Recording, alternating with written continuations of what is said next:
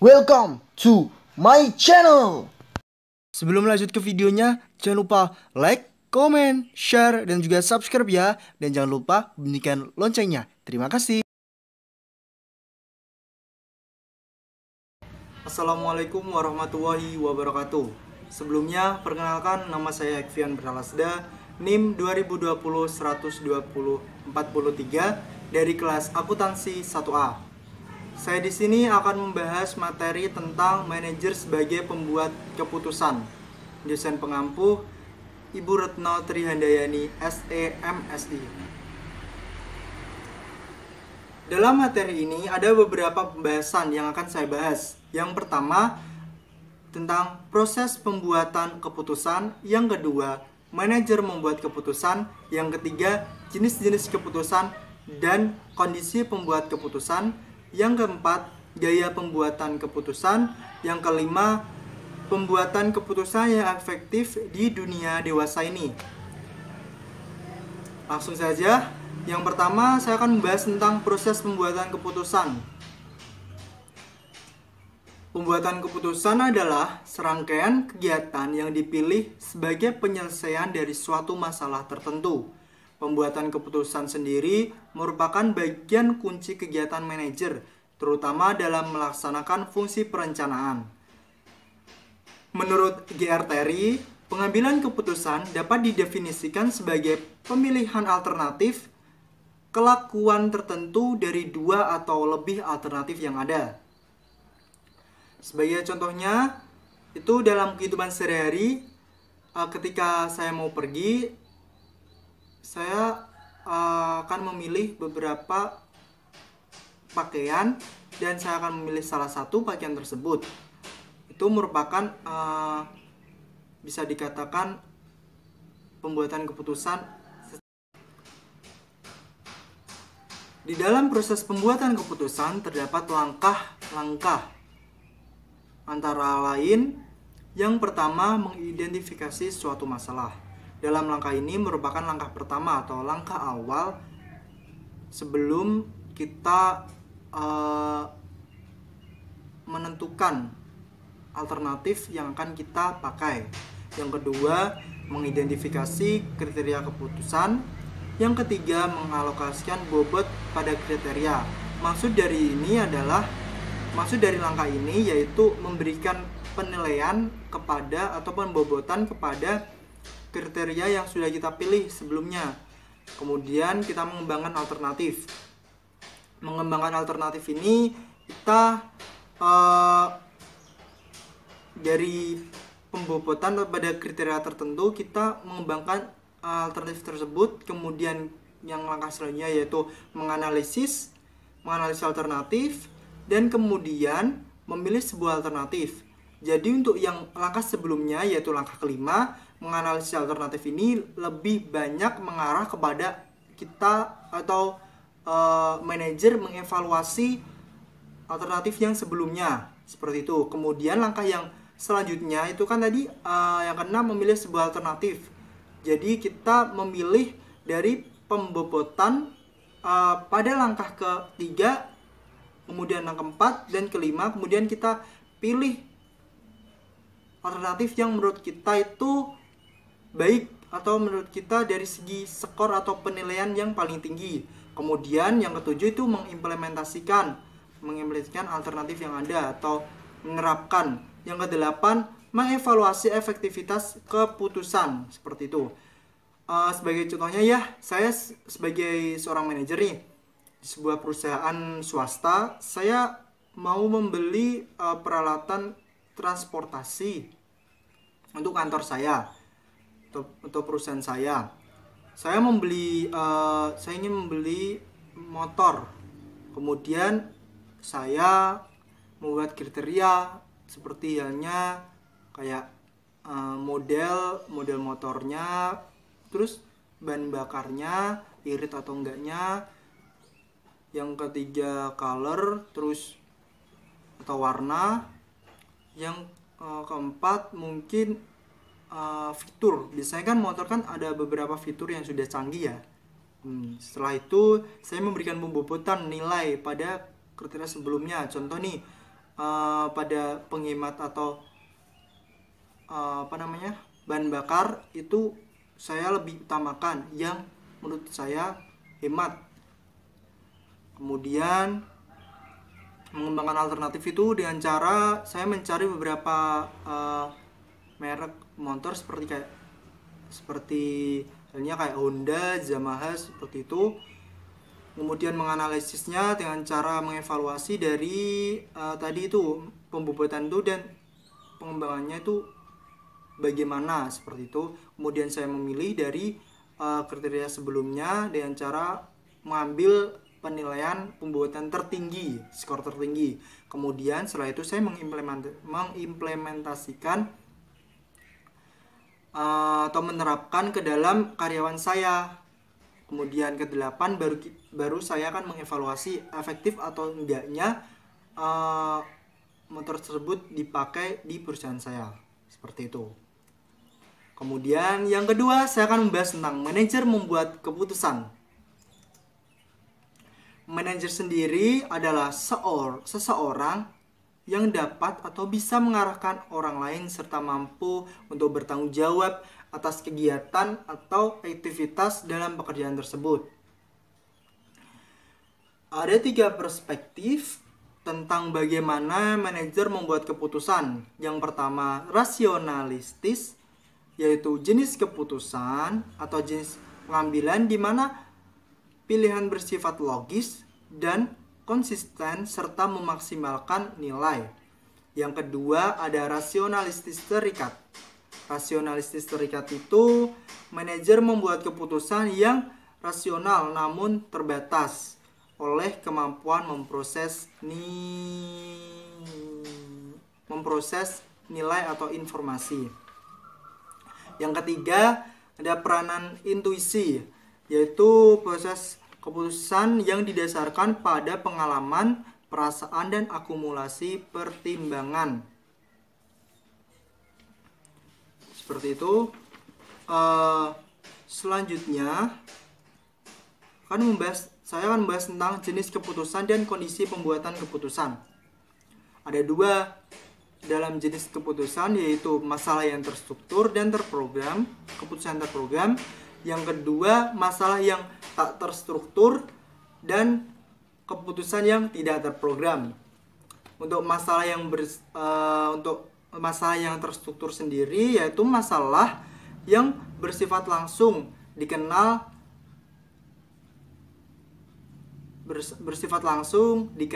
dan mudah didefinisikan. Sedangkan keputusan terprogram yaitu keputusan yang berulang yang dapat diatasi dengan menggunakan pendekatan rutin. Ada 3 jenis keputusan terprogram, yaitu prosedur, aturan, dan kebijakan. Sebagai contohnya dalam masalah terstruktur ini, saya ambil dari usaha pilot dalam menerbangkan pesawat. Itu merupakan bisa dikatakan masalah rutin. Ini bisa dikatakan masalah yang terstruktur karena rutin terjadi seperti itu. Dan keputusannya juga terprogram karena sudah ada beberapa kebijakan atau peraturan yang ada seperti itu. Yang kedua, masalah tak terstruktur dan keputusan tak terprogram. Masalah tak terstruktur yaitu masalah yang baru atau tidak biasa dan di mana informasi yang diperlukan dalam pengambilan keputusan adalah ambigu atau tidak jelas atau tidak lengkap. Sedangkan keputusan yang tidak terprogram adalah pengambilan keputusan yang unik, tidak berulang dan melibatkan solusi yang bersifat unik tadi itu. Sebagai contohnya adalah ketika ada siswa yang bingung dalam pengambilan jurusan untuk kuliah. Itu biasanya orang-orang sih dia lebih memilih kadang juga ada yang memilih sesuai dengan minat bakat, tapi juga banyak yang ikut-ikutan temannya seperti itu. Dengan pengambilan keputusannya juga dia ikut-ikutan. Jadi tidak dipikirkan atau tidak tidak sesuai dengan bakat tadi. Terus juga dia masnya pun tidak rutin terjadi. Yang kedua, saya akan membahas tentang kondisi pembuatan keputusan. Itu ada 3, yaitu kepastian, resiko, dan ketidakpastian. Kepastian sendiri merupakan sebuah situasi di mana seorang manajer dapat membuat keputusan yang akurat karena hasil dari setiap alternatif diketahui secara pasti. Sedangkan resiko merupakan situasi atau kondisi di mana pembuat keputusan mampu memperkirakan kemungkinan adanya hasil tertentu. Yang ketiga, ketidakpastian merupakan situasi di mana pembuat keputusan tidak mempunyai kepastian maupun estimasi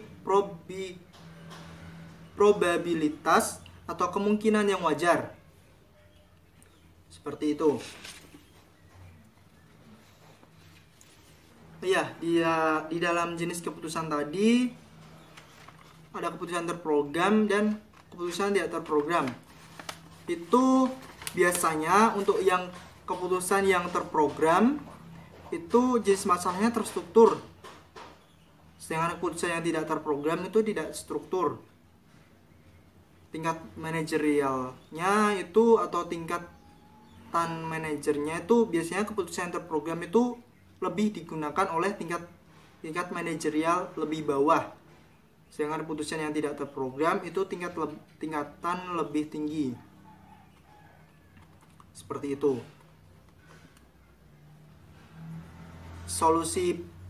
Solusinya itu juga kalau yang keputusan terprogram itu sesuai dengan prosedur atau aturan dan kebijakan. Sedangkan yang tidak terprogram itu melalui penilaian atau pertimbangan dan kreativitas. Oke, saya lanjut ya. Yang keempat ada gaya pembuatan keputusan. Gaya pembuatan keputusan ada 2, yaitu gaya berpikir linear dan gaya berpikir non-linear. Gaya berpikir linear ditandai dengan preferensi seseorang untuk menggunakan data secara fakta eksternal dan memproses informasi ini melalui pemikiran yang rasional dan logis. Sedangkan gaya berpikir non-linear yaitu gaya memutuskan yang dicirikan oleh preferensi orang untuk menggunakan sumber informasi internal dan memproses informasi ini dengan pencerahan, perasaan, dan pendapat internal. Di dalam gaya pembuatan keputusan terdapat kesalahan dan bias pembuatan keputusan.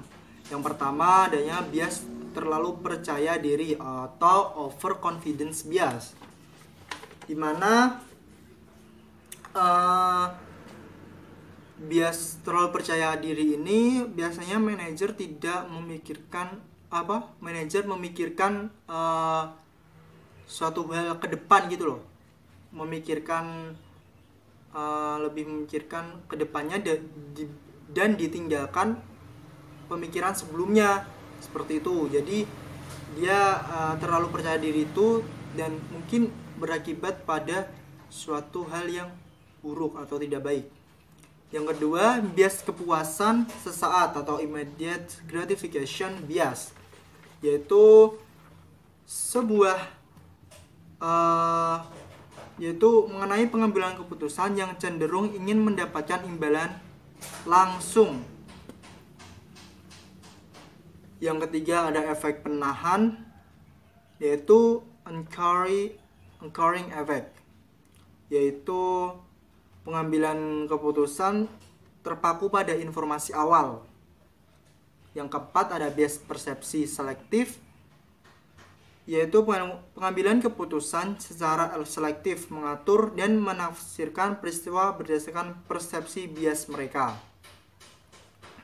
Yang kelima ada bias konfirmasi atau confirmation bias, yaitu ketika pengambilan keputusan secara selektif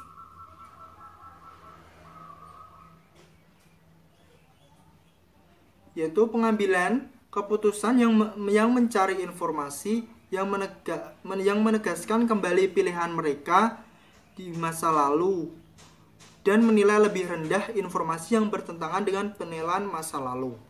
Seperti itu.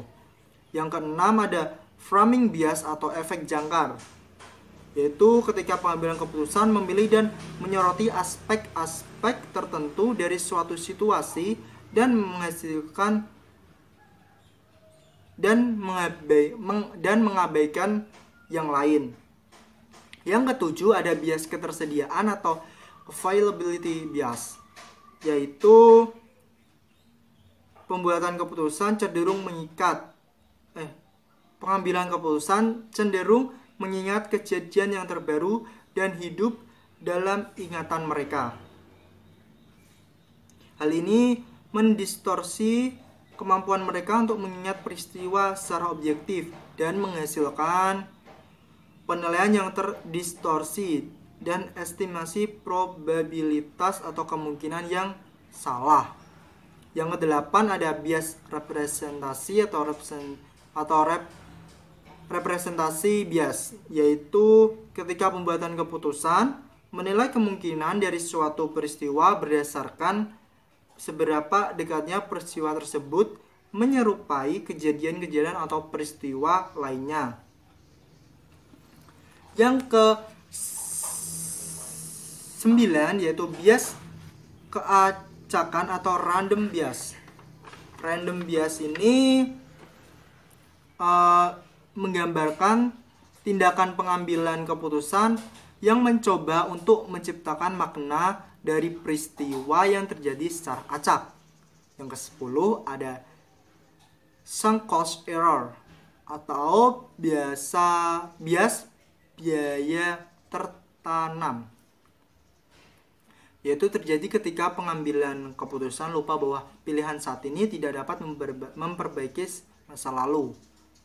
Mereka biasanya terpaku pada pengeluaran yang lalu berupa waktu, uang, atau usaha masa lalu ketimbang berpikir pada konsekuensi di masa depan.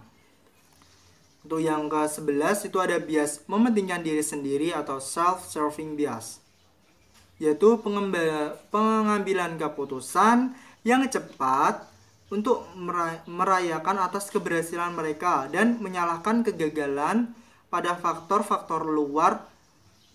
12 ada bias penglihatan ke belakang atau hindsight bias, yaitu kecenderungan bagi para pembuat keputusan untuk secara salah mempercayai bahwa mereka secara akurat memprediksi hasil dari suatu peristiwa setelah hasil peristiwa tersebut diketahui. Selanjutnya saya akan membahas tentang pembuatan keputusan yang efektif di dunia dewasa ini.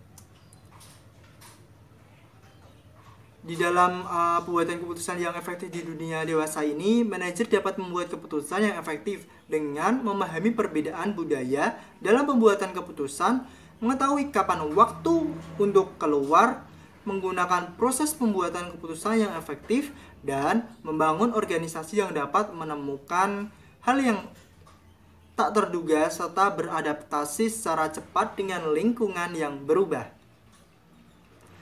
Ada ciri-ciri atau karakteristik proses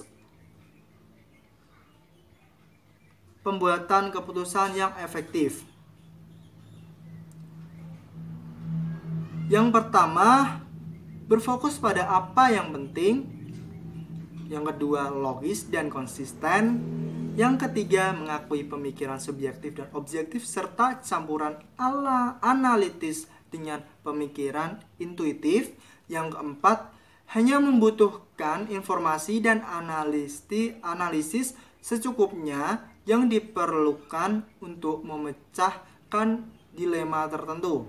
Yang kelima, mendorong dan memadu pengumpulan informasi yang relevan serta opini tertentu. Yang keenam, jelas dapat diandalkan, mudah digunakan, serta fleksibel. Jadi kesimpulan yang sudah saya jelaskan tadi pada materi ini, yaitu pembuatan keputusan sendiri merupakan bagian kunci kegiatan manajer, terutama dalam melaksanakan fungsi perencanaan. Pengambilan keputusan adalah inti dari manajemen, yaitu hal yang dilakukan manajer atau yang dihindari oleh manajer karena takut membuat keputusan yang salah. semua manajer ingin membuat keputusan yang baik karena mereka dinilai berdasarkan hasil dari keputusan tersebut. Cukup sekian atas pembahasan yang sudah saya jelaskan tadi. Cukup sekian dan terima kasih. Wassalamualaikum warahmatullahi wabarakatuh.